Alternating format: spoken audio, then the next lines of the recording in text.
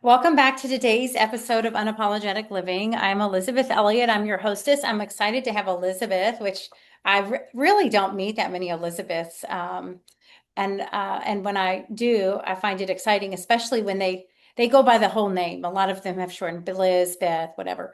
And so it's always fun to meet another Elizabeth. But Elizabeth Munoz. And she is the Radiant CEO. As you can see, she's incredibly radiant. And that's what drew me to you in the first place. I was like, this woman exudes radiance. And and the founder creatrix of Soulhaven. Um, Yeah, Welcome, Elizabeth. thank you so much for having me. I am very excited to be here. And I think the question that I get asked a lot is where the Radiant CEO came from. So to give a little backstory there is, uh, you know, I spent, as a woman who spent about 17 years in corporate and 11 of which were in leadership and technology, high ticket technology sales, I was always proving and performing and ultimately led my body to complete burnout, shut down. And even after I was, there's some backstories there that kind of happened along the way. But when I made the decision, almost forced decision to leave corporate and go on this healing journey, what I realized was I was creating those same cycles of burnout in my own business. And then it was a hard pill to swallow that I was the one who was creating the environment, and it was my nervous system and the way that I had been conditioned that was creating this toxic environment for myself. Not so much, oh, I dropped something, sorry. It was not so much the corporate environment that created that. And so when I remember it was like 3 o'clock in the morning. I'm sitting there and I would tell everybody, I'm an entrepreneur, I'm a solopreneur, I'm a founder. And then it just hit me. I'm a CEO. Like and then that word just came in and then I thought, I'm the chief emotional officer and chief executive officer of my personal life and my business and my leadership. And I get to choose how I show up. So I don't have to keep recreating these cycles of burnout. I can choose to work when I want to work, to walk away when I want to walk away, to turn everything off when my kids get home and spend some time with them. And ultimately, like we can't have it all. We just get to define what all looks like for each of us. Oh, I love that. I was just thinking because today is a slower day for me as far as body work goes and my Pilates clients. And I got to take a walk outside. I had another interview this morning with another gal. And then this afternoon, I sat outside in the sun. It's like you're in Arizona and I know I'm in Kentucky. So we are just starting to see the sun and the warm weather. And I was like, oh my goodness, I'm going to lay out here. I'm going to take another walk in between interviews and then and and I love that um, you define as being your own personal CEO and getting to define what that time looks like Yeah. because so many are in the grind, the 9 to 5. And I have always thought, well, for quite some time, like this is a prison of our own mind. Yes. We can release those shackles whenever we want if we have the courage to do so. And sometimes it takes a catalyst. You mentioned maybe almost force, but maybe, I don't know, when you say that, sometimes it is. There's a big shift. There's something in life that happens, and Yeah. you're almost forced to take a new direction. Yes. Um, and I also really appreciate the fact that you're sharing that even in when you began your business, which I am curious, were you doing any sort of this spiritual and holistic work prior to, like alongside over the years with your corporate work? I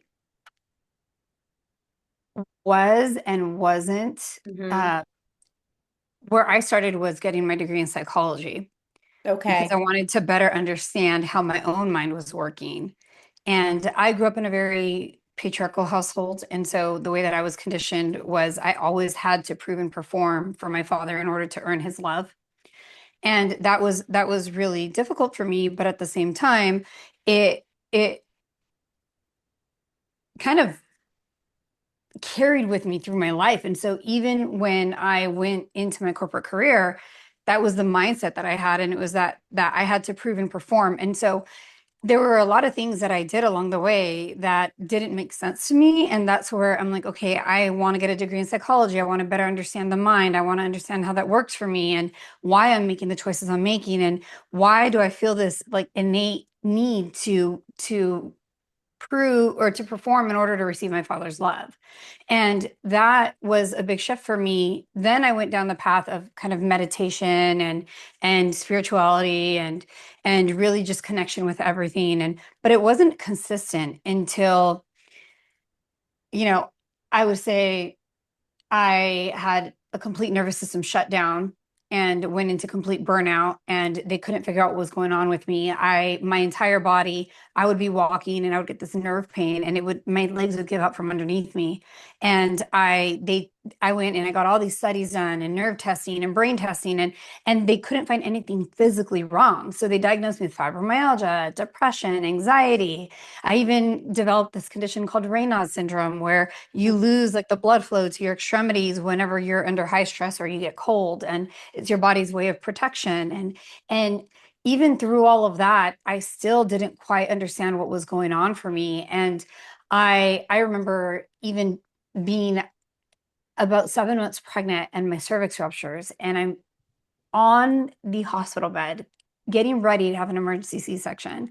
And I am taking sales calls because I wanted to let my clients know why I wasn't going to show up. You know, I had this multi-million-dollar deal and I'm like, I can't miss it.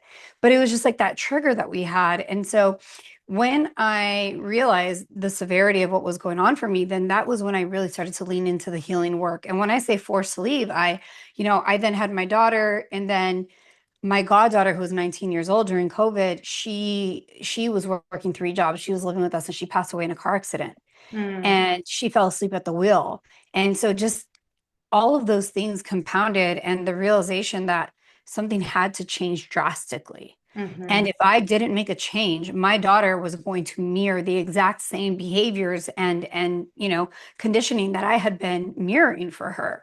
And that was what really led me into the holistic work and mixing psychology with spirituality and ritual and ceremony and all of those different modalities to really heal. So now would you say, because I know you also you offer those ceremonials and you circles for women, do you find that do you predominantly work with women or is that your I niche? do. Yeah. And do you Yeah. find and I like how you shared with me the signs of burnout because that was kind of my question. I know it could look different for a lot of people, but you were diagnosed with some well, they were diagnosing you, Yes. um, yet they couldn't find anything physically wrong, which, I too have found, and I think we get those little nudges along the way. Oh, yeah. Yeah, do you feel like you were getting those nudges prior to? Oh yeah. And Yeah. I say that all the time. The universe, God, your higher power, whatever it is that you call in, uh, will give you those nudges. And if you don't pay attention, they get louder and louder to the point where they pretty much will get to the point where you get like knocked out of your seat or you get knocked flat on your, behind. And at that point, I remember I had a woman doctor and she said to me, Elizabeth, if you do not make time for your wellness, you will be forced to make time for your illness. Your body is literally screaming and you are not listening. Hmm. And I still was so conditioned. And it was a really difficult time for me because when I made the decision to leave corporate, I had built this identity. Like this was my life. And Hmm. so I had to grieve that. It was very hard, and that led me into a very deep depression. And even though I had my soul-led business and I was doing what I loved and I was passionate about it and I felt like I was helping myself and helping others, I there was a period of time about 3 years ago where they had me on all these medications and there was one medication that I would literally get these brain shocks. And they had me on the highest legal dose. And for me, I understand medication, and I'm not saying that anyone shouldn't take it if you need it, because it's great if that's what you need, but it wasn't working for me. And I felt disconnected. And so I went on this journey of deep, deep, deep research, got connected with the Heart Math Institute, Mm. got trained on heart mind coherence, trauma informed coherence, then learned all these different rituals and ceremonies, and then how to use technology to aid in my healing, and just all these different modalities that I could in order to really skyrocket my healing. Because let's be real, who has time to meditate for 3 hours a day and then do yoga for an hour a day, then work out for an hour a day, and then, still have time with your family and your business and do all these things? And so what I started to do is create these radiance hacks that would make things shorter and make it easier for me to be able to ground and drop in and heal myself. But I absolutely feel that we get those nudges. Like, there was a period of time where I would go and take the kids to school, and I would come home and I would sit on my couch and I would cry and I would cry and I would cry. And I was thinking, why am I so broken? What's wrong with me? Like, why can't I get it together? I've done all this work. Why can't I get it together? And when you go through something that intensely and you realize that what it's about is having compassion for yourself, and then just getting really curious, because it's okay. Like, we all need to process and heal and understand that at the core of it is typically memory in our bodies that we need to move through. But once we can have that understanding, then having that grace and compassion for yourself. And if it helps, just visualizing yourself as that little innocent 2-year-old, 3-year-old child, and saying, like, okay, what does she need from me? What Mhm. can I give her so that she can remain whole and receive that unconditional love? And that was really just that eye opener for me. But there's always signs, and we have a choice to make, right? Do we ignore them or do we listen to them? And I think that the more that we can listen before we reach the point of total burnout, some of us need to, because that's how we end up in this work, so that Mhm. we can help others, right? But not all of us need to reach that point of complete nervous system shutdown in order to awaken to, hey, what can I do differently? Yeah, I know. I feel like for my mom, when she was diagnosed with breast cancer, it was a big wake up call, and I know sometimes it can be very, oftentimes can manifest in a physical illness. She wasn't in a thriving, fulfilling, healthy marriage, and I don't want to blame that, all of that, but the stress and that her nervous system was under, right, created Yes. the perfect storm for this breast cancer to settle in. And I'm sure she was getting, I can't speak for her, little signs along the way, but it took that full-blown diagnosis, for her to start to shift. Even what we were eating. I mean, we were raised on the standard American diet. Pop Tart, Yeah. as I was a kid, it was Pop Tarts, toaster cereal. Twinkies. Yeah, and so there was a huge shift, but it took that for her to make some very different decisions. And here we are in Kentucky, so some of the food decisions she made were drastic, were really out there. Um, Yeah. despite all the farmland around, you know, but but Right. but when you've grown up eating a certain way and on this, what was the standard American diet at the time, it was still less processed foods, maybe, I don't know. It was, but the gist is that sometimes it can take a kind of a big moment. You said you also lost your goddaughter. I did. Yeah. Yeah. Before you're like, okay, something's got to give, right? Yeah. Yeah. Um, And so, very go ahead. similar to you, my mother also was diagnosed with cancer, and was also in a very toxic relationship with my father. He passed away 3 years ago, had a heart attack, and it was very sudden. And it's I've seen just the big shift in her, but it took the cancer and then removing her entire stomach and Mm. going through that process, and then her healing. And now she is thriving. She's vibrant, and she eats good, and she works out, and she's 74, and she's a reminder to me every day of my radiance. But it is, sometimes it takes that in order for us to see that there's a different way to live. There is. And I look at it like, my goddaughter, everything that I talk about and teach is reclaiming our radiance. And I say reclaiming because it's something to be remembered. When you're born and you're a child, and prior to the world kind of getting a hold of you, you are unapologetically you. You are radiant, you are full of life, you dance when you want to, you Right. ask for what you need. There's no I hear so many women that are terrified of selling, and I say, selling is something that is innate within us. It's the difference between authentic selling and what we've been conditioned to believe selling is, because you sell yourself in relationships, you sell yourself in every encounter that you have with someone. And it's about how do you choose to show up, right? And there is a point where your light starts to dim, and life gets in the way, and it happens, and it gets thrown at you, and depending on your life experiences, that you start to forget who you are. And until something really drastic happens, sometimes we just don't want to remember. And I see my goddaughter, when she passed away, I had a choice to make. It was, do I choose to sit there and wallow in the fact that she passed away, or do I choose to be grateful for the 19 years that I got with her? Because not everybody gets that with their children. Mhm. And on top of that, how do I carry on her legacy in this world? And how do I ensure that other women remember who they are, so that if I can prevent situations like that from happening and people getting lost to the hustle and the grind, or if they are lost in the hustle and the grind, how do we bring them home to themselves?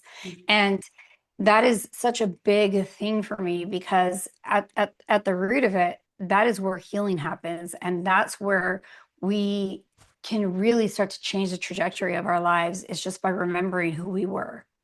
So then going from corporate executive, and I know and it's something that I 100% agree with in regards to, like, you can um be doing all the right things, right? But unless your nervous system has the capacity to hold it, Yeah.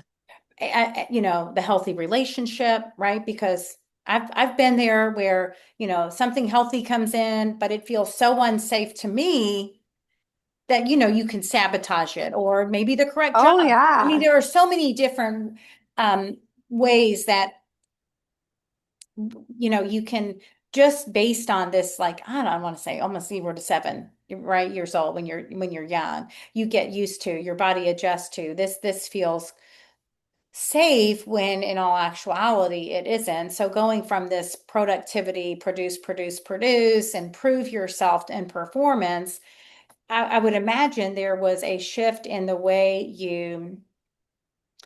um, your nervous system began to, I guess, adapt, right? Because many find themselves in fight or flight all the time. All the time. Yeah, not taking the time to actually drop down into the parasympathetic and that rest and digest. And Yep. I think it's a lot of people. Oh, yeah. Oh, yeah.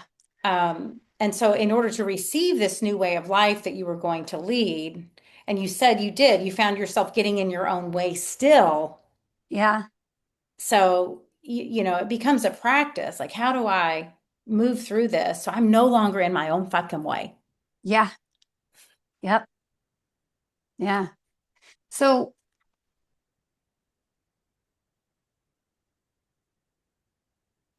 I, for example, today, when I got up this morning, so this weekend, I had something very, very, very heavy happen. Like, very, I mean, almost as severe as the death of my goddaughter, to be honest with you. And the difference was, because of all the work and because of my awareness and because of me really leaning in, and I made a choice. And that's the thing, is that we have to be empowered and realize that we have a choice. And so I made a choice to go outside, be in nature, and process. And I cried and I screamed. And to your point, we get stuck in fight, flight, freeze, or fawn. And the idea there is, that was necessary in the before times when we were in immediate danger. And you had a choice to make. Something's coming at you. You're either going to hide, you're going to surrender, or you're going to run, you're going to fight, right? And there's when we have a very traumatic situation happen and we make a choice to just go sit down, we are teaching our nervous system that we are surrendering. And so that becomes a conditioning. So that becomes our go-to, and that becomes what we believe is safe. Then you add on to that when you're in a very high stress situation, your body needs nutrition that can support it. And instead, what we do is because of the American diet, we lean on these unhealthy foods, these processed foods, things that our body is not meant to eat and will not sustain our nervous systems. And then what happens is now your body is feeding itself more and more and more, but you're thinking, I'm eating and eating, I'm not getting calories, I'm not getting support, I'm not getting what I need. And so now your body's really like, we are in danger.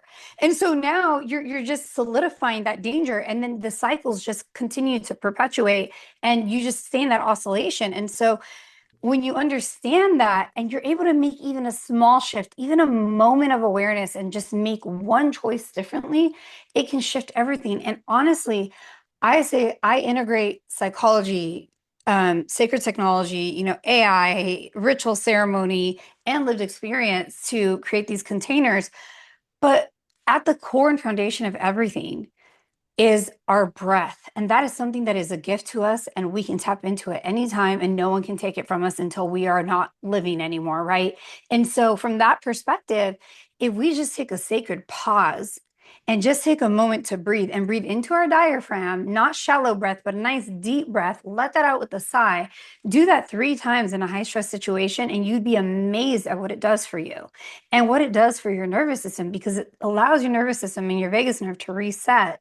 And now you can start to move yourself from that state of being, either frozen or in fight, and now start to move into a state of resonance where you are calm. And then you can start to work on what's next for me. How do I align my heart and my mind?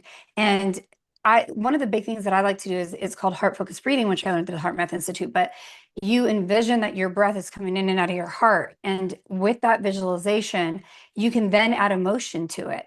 And so once you get used to visualizing your breath going in and out of your heart, then you can think, okay, if I'm feeling really high anxiety right now, I can bring in a moment of calm.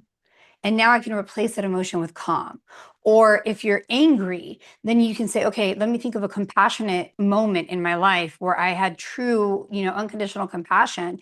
And then you start to replace that with compassion.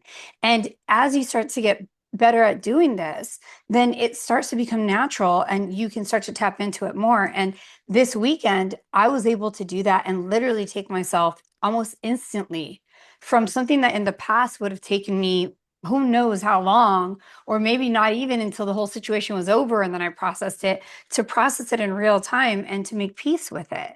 And now, even though it's happening, it's not running my life because I've set the healthy boundaries and I know I have a right to have joy and peace, and I can manage what I can in this situation, but not overextend myself. And that is my hope for everybody. If we can even learn tiny micro aligned actions that can help us in real time, then the shift potentially could happen that you can stop yourself from going into those cycles of burnout. And the breath is free. Free. Breath is free. Absolutely Like, and free. that's one of the reasons I do love bring up the breath. I mean, as a yoga teacher, and then even with some of the body work I do, you can always connect your breath in traffic, in the grocery line that's too long, in every Yes. situation, your breath is there. And I don't want to say it's mind blowing, but at times when I'm in the throes of teaching a yoga class and I see this, and I'm even articulating and, how to take that deep breath, and all you see is this. You see this deep, just this chest breath. No one's getting into that belly to help calm. And I think some people are afraid. Yeah. Yeah. I mean, that if they actually go there, that's a little too scary of a place to be. Because even with like pausing a yoga class to just like, okay, let's practice this, hand on your heart, hand on your belly, let's get the breath all the way down to the belly. I still have some male clients who are resistant. Oh, yeah. Oh, yeah.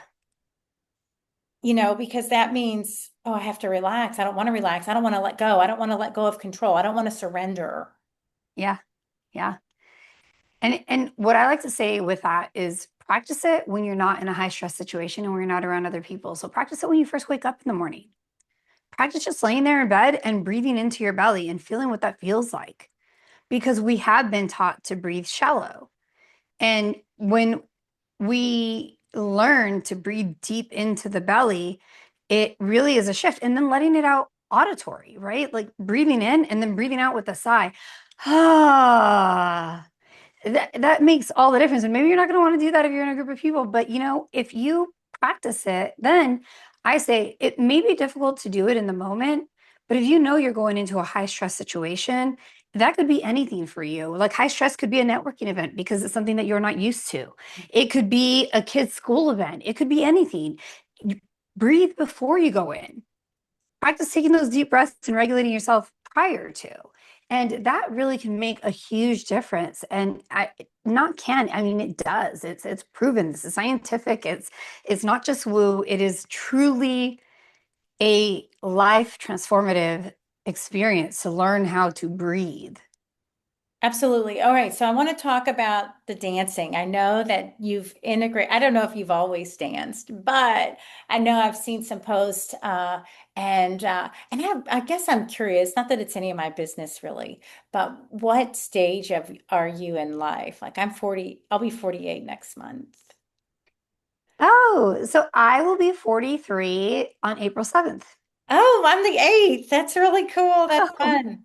So, and because I also do think there is some evidence to have it like when did you leave your corporate world? Like what age range were you? Because I think what I find with so many women that I talk to who have decided to like take the leap and follow their sacred path and their mission and purpose, it oftentimes is like after their 20s.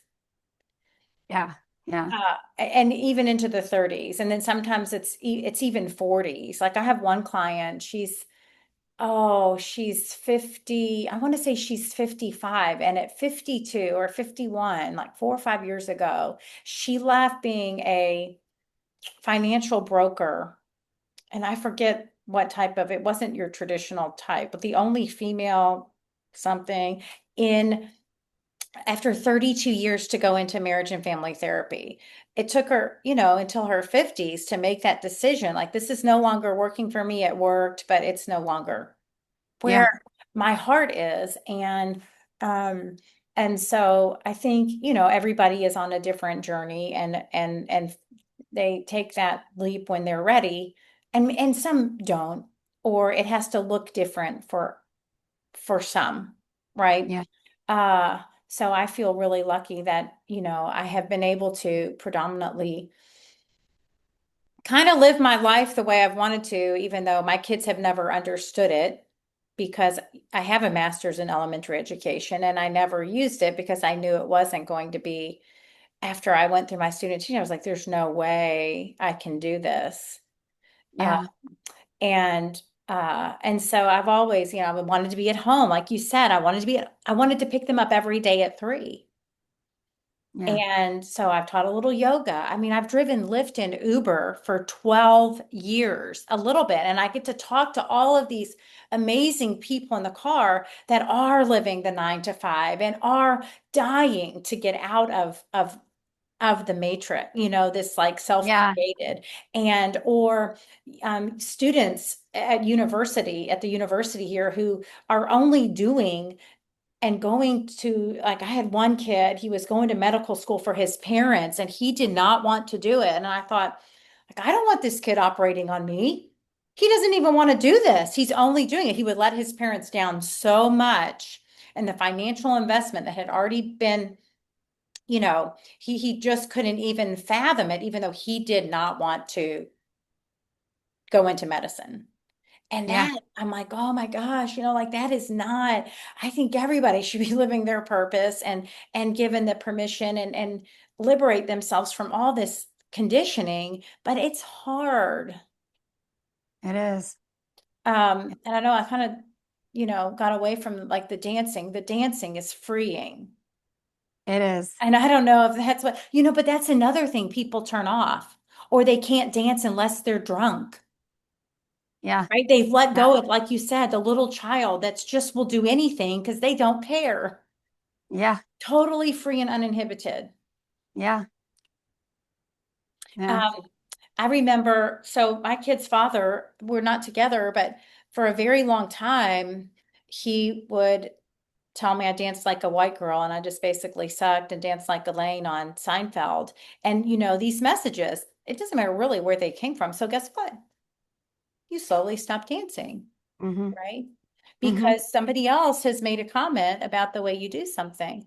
And I started going to salsa a few years ago, and then a friend of mine took her life, and that sort of like I just didn't get back into it. It was kind of a struggle. It was like something just kind of shifted, and I'm revisiting. But I would love for you to share your experience with dancing and why you believe it is so healing. I personally think probably all women need to be dancing.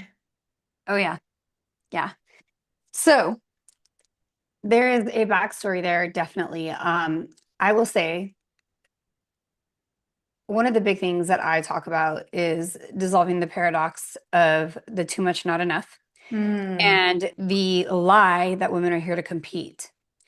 And there is this stigma behind it, but the ultimate kind of like, joke there is in the beginning of time, men would go out and hunt, and women would stay back in community, and we would dance and we would sing and we would chant and we would raise the children together. And that is how we thrived. And we went away from that. And the reality of the situation is that we are not meant to do this alone. And we are conditioned to believe that we are. And so that's kind of, a backstory to that one and something that I really had to realize. But I had a similar situation. So I was in a really toxic relationship, and I remember it was our anniversary, and he took me to a restaurant, and it was a Mediterranean restaurant, and there was a belly dancer there. And she's dancing, and she's vibrant, and she's beautiful. And I just remember I was so in love with her. And she invited me to get up and dance. And when I went to stand up and dance, mind you, the whole restaurant's watching. And when I went to stand up, he grabs me and he pulls me down and says, "You're embarrassing yourself and you're embarrassing me." And I remember sitting there and just bawling. And I just couldn't take it anymore. I end up leaving. And then he ends up, leaving. And then we were coming after me and then we leave. We leave. And that was it. And every time we would go somewhere, he would dim my light and dim my light and dim my light. And eventually I just felt like I was completely somebody else. And I was in this shell and I had to watch everything that I did. And when I realized what I was getting out of that relationship was a duality, and it was the need, it was the ability to protect myself because as a child I couldn't in this abusive situation with my father that happened. I Once I figured that out, I was able to break free and leave. And after that happened, I just started to move. And here's the thing that I even tell my boys. I'm like, dancing doesn't have to look a certain way because guess what? If everyone's on the dance floor and you're dancing and you look a hot mess and you're just acting a fool, but you're laughing and you're having fun, who's gonna look more like different? You or the guy who's standing against the wall going like this? Because you don't know how to dance. Like people are going to love your energy. Like it doesn't matter what you do. And so that for me, I am horrible at choreography. But I say like I just had this conversation the other day. I'm like I love to move my body and really I feel like so many women we've gotten away from being in our hips. And our hips is like our womb lives in our hips and that's where our power comes from. Mhm. You watch a child when they first learn how to walk, they're walking from their hips. They're not walking like stiff leg and with their upper body. But as you start to age, people tell you, don't walk like that. It's too sexy. Don't do that. And before you know it, you're like straight and just exactly. And so Hunched over dancing, because you're afraid to like stand up nice and exactly. tall. Yeah. Yes. And so dancing for me is that it's that liberation, it's freeing. And then I realized because somebody said, "Oh my God, you do that on camera." And I'm like, yeah, because so many women need to see that it's okay. Like where before I would do it behind closed doors and nobody could see. And it makes all the difference. Like, so back to what we were talking about earlier, today, same thing. I was having kind of like a funk and I'm like, all right. Well, like I have the checklist of like my radiance hacks and what are the things that I go through. And so it's like, oh, have I did my breath work? Have I got sunlight today? Have I did my gratitude practices? Have I danced? And so today I thought, oh, okay, I'm in a funk. Let me go outside. grounded, got some sunlight. Then I'm like, okay, now let me go and dance. So I put my songs on and I started dancing. And after I was done, I felt so good. I'm like, yes. And so again, it's a connection with our body. It's not for anyone else, it's for you. And when you learn to reconnect with your body, it is a game changer. It makes all the difference in the world. Not to mention it moves emotions through your body. So it Mhm. allows you to release things that have been stored. Yeah, I love that. I went to an embodiment practice where she had us move as though we were children. Mm, Was that I think that was, and then move as though we were angry. Oh, I feel like there were like three different, and dance, right? That there was music, and it was supposed to be an embodiment practice, and then get to this space where you could integrate all three, like the sensual woman, the inner child, the woman who wants to take her power back, maybe any yeah, rage that had been, and then weaving it all together, because you can be all three, yeah, right? yep, Embody all three, and but so often I know I've been told, no, my gosh, I can't even, I'd be rich if I had the as much money as the number of times that my even my own children, mom, you're too much, and it starts to, you can feel that, and I none of us are too much. We're no, women. no, we We are not. are the divine feminine, and I think a lot of times the message does come from that masculine energy, because they just aren't, they do move through the world in a different way. I think we have to acknowledge that, right? That masculine energy is containment and strong, firm, erect, and we're like, woo, right? And Hmm. and so, like, if they want that, then they need to go find dudes, right? But we're not. I mean, I've said, I'm like, look, it sounds like you want a guy, like, Yeah. and they don't, but like, I think we've been sort of like misinformed on the divine masculine and feminine energies, and and I think we are almost having to come back to learning how to honor the other, Yes. and the feminine being a big one, right? That Oh men, yeah. yeah. Oh Mhm. yeah. Yeah, for sure. Um, I mean, even me in my relationship with my husband, we have a very healthy relationship. We've been together since 2014 and been married since 2019. And I have four children. We have two beautiful children together. And, it took a lot for me to get to a point where I could surrender to my feminine and allow for him to step more into that masculine role.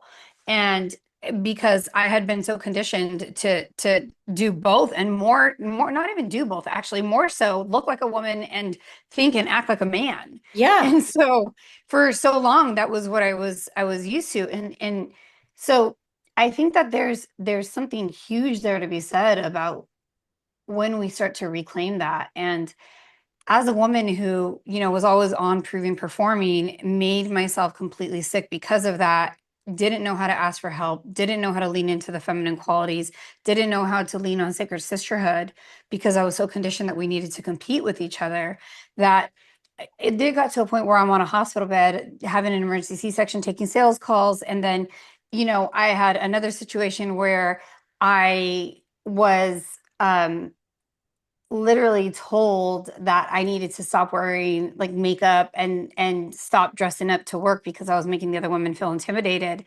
And it was one of those things where you think, wow, if more of us women were to lean into sisterhood and realizing that we are so much more powerful together. This is not, this is this is not a spotlight. It is not a situation where there's only room for so many of us. It is literally, we create a sunrise when we reclaim our radiance and we remember who we are and we show up unapologetically, authentically us, then we magnetize and we draw people in. And from that place, we can create the sunrise that everyone can step into. And we can shift the trajectory of humanity with that light. And so when we start to realize how powerful we are and that womb wisdom that we carry, and just the energy that when we really lean into it and we do it from a place of just being grounded and in our bodies, it is so different. And that feminine quality that we bring is truly something beautiful and amazing. And I look at my daughter, she's 7, and gosh, she is so radiant, so radiant. And she is just unapologetically her. And I tell her every day, you are not too much. You are enough. You have always been enough. You will always be enough. You are perfect the way we are. Like this whole idea that no one's perfect. I'm sorry. According to who? Like we are all perfect. We may not take perfect action, but perfect in whose eyes? Like however you are, like that is who you are. So you are perfectly you and embrace that. And you are worthy. Do you know what it takes? Like, if you really sit here and tell me you don't believe in magic, like what it takes for you to be alive and breathing in this moment, everything that had to happen and still needs to happen for you to be here today, like it is amazing. And I say there's unlimited ways to die, but only one way to live, breathe. The moment you stop breathing, that's how fragile our life is. Yeah. So own it, make that choice. And in this moment, what can I do today to reclaim what is naturally my birthright, which is my own radiance? And as we as women reclaim that feminine and that radiance, the men will rise. Yes. Yes. You will they will rise before your eyes and you will Oh, see. yeah. I mean, and so again, um, not that it's our responsibility, right? But that's how, again, I do believe how powerful when we can drop into that and allow them to be who they are, and Yeah. then they will step up and rise to the occasion. Oh, yeah. Oh, yeah. So I know that you work with women individually. I know you have some sister circles. Of course, I'm not in Arizona. But I spent, if I'm honest, a little time and I've watched different clips, but I don't really know your offerings and how you help women. Is it one-on-one? Is it group? You have online courses? Yeah. So I have recently really leaned into the legacy building, and for me it's about how do we create legacy and impact in this lifetime, not when we're gone. Mhm. And for me it's about helping to guide women who are stuck in those situations, stuck in not understanding that their nervous system is in fight, flight, freeze, and until they can regulate, then create the state of resonance for themselves, they are not, you really can't create a container where you can hold a whole lot. Mhm. It's going to come crashing down on you. If you go and you're like, okay, I'm struggling with my relationship, let me get a relationship coach.